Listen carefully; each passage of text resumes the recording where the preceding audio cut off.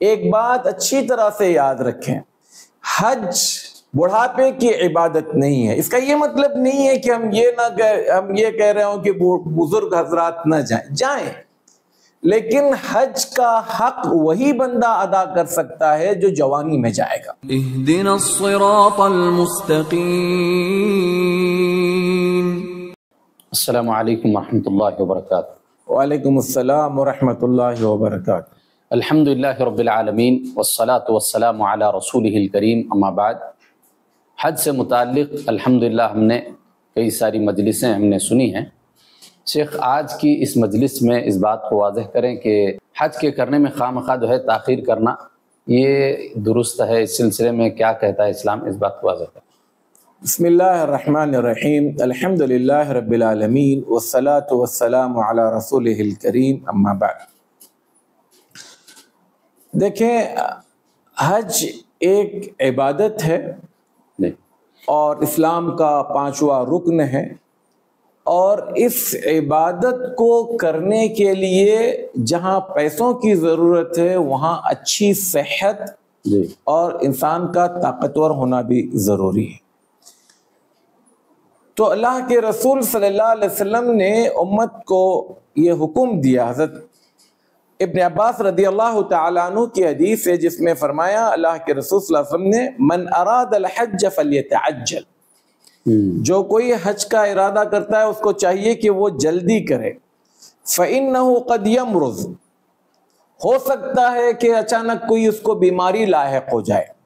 وتضل الضالہ، اس زمانے کے اعتبار سے ہو سکتا ہے سواری سے کبھی محروم ہو جائے، یا سواری اس کے پاس اگر آج ہے کل کو وہ سواری مر جائے یا بھاگ جائے یا اس کے ساتھ کوئی حادثہ ہو جائے۔ وَتَعْرِضُ الْحَاجَةَ، اور کوئی بھی آفت، مصیبت، پریشانی اس کو لاحق ہو جائے۔ اور ایک دوسری روایت یعنی ابن عباس رضی اللہ تعالیٰ عنہ کی، اللہ کے رسول صلی اللہ علیہ وسلم نے فرمایا تعجلوا الی الحج، حج کرنے میں جلدی کرو، یعنی فرض حج کرنے میں جلدی کرو۔ فإن أحدكم لا يدري ما يعرض له، تم میں کا کوئی انسان یہ نہیں جاتا کل کے حالات کیا آئیں گے۔ تو اس موقع اور مناسبت سے میں اپنے ناظرین کے سامنے یہ بات رکھوں گا کہ عام طور پر ہمارا معاشرہ، ہماری سوسائٹی میں یہ خیال کیا جاتا ہے کہ بندہ حج کو اپنی زندگی کا بالکل آخری پڑاؤ میں وہ حج کرے، جب وہ اپنے پورے بچوں کی شادیاں کر چکا ہو، گھر بنا چکا ہو، ریٹائرڈ ہو چکا ہو، اب کسی کام کے لائق نہیں ہو، تب وہ حج کے لیے نکلے۔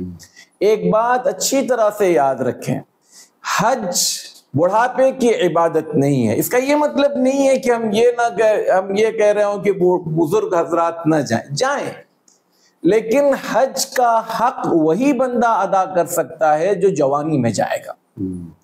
ہمارے پاس ایک عجیب رسم چلی آئی ہے کہ ایک نوجوان اپنی جوانی میں باوجود ہر اعتبار سے استطاعت رکھنے کے وہ حج کو جانے سے ٹال مٹول کرتا ہے، خواہ مخواہ اس کو دیر کرتا ہے، اور یہ سوچتا ہے، اچھا ایک اور ذہن بنا ہوا ہے، یار حج کر آنے کے بعد میں اس کی پابندیاں نہیں کر سکوں گا، مطلب ابھی ارادے ہیں گناہوں کے، غلطیوں کے یا نافرمانیوں کے۔ یہ سب شیطانی چالیں ہیں، شیطانی وسوسے ہیں۔ میں اور آپ اگر آج استطاعت رکھتے ہیں تو اپنے اس فریضے کو پہلے ہی فرصت میں اس کو ادا کریں، اور جو لوگ بزرگی کی حالت میں بڑھاپے میں حج کو جاتے ہیں، آپ یقین کیجئے ان میں سے اکثر حاجی ایسے ہوتے ہیں جن کی وہ عبادت مکمل طور پر ادا نہیں ہوتی، اور وہ بہت ساری چیزیں ان کی سمجھ کے باہر ہوتی ہیں، یا جانے آنے میں انہیں دشواری ہوتی ہے، سمجھ میں نہیں آتی ہیں۔ زبان کا مسئلہ، اور وہاں پر الگ الگ انداز کے جو چیزیں فتوے کے طور پر لوگ بتاتے ہیں، ہاں یہ کرے تو چلتا، وہ کرے تو چلتا، اتنے لوگ کر رہے ہیں نا وہ کر رہے ہیں، تو اس طرح سے الٹی سیدھی چیزیں کر آ جاتے ہیں۔ لہٰذا میں خاص کر نوجوان طبقے سے یہ بات کہنا چاہوں گا کہ اس کو خواہ مخواہ آپ ٹال مٹول کا شکار نہ بنائیں۔ حج اگر آپ استطاعت رکھتے ہیں، پیسہ ہے، صحت ہے، سب کچھ چیزیں میسر ہیں، پہلی فرصت میں آپ حج کو نکلیں، حج مکمل کریں، آگے کی زندگی انشاءاللہ اللہ نے چاہے گی تو بہتر اور اچھی ہوگی۔ اللہ تعالی ہمیں صحیح وقت پر حج کرنے کی توفیق عطا فرمائے۔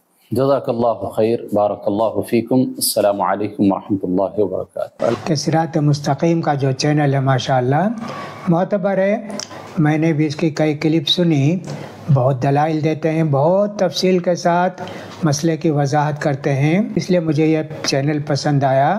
میں آپ سے بھی ریکمینڈ کروں گا، سفارش کروں گا کہ آپ بھی اس چینل سے فائدہ اٹھائیے۔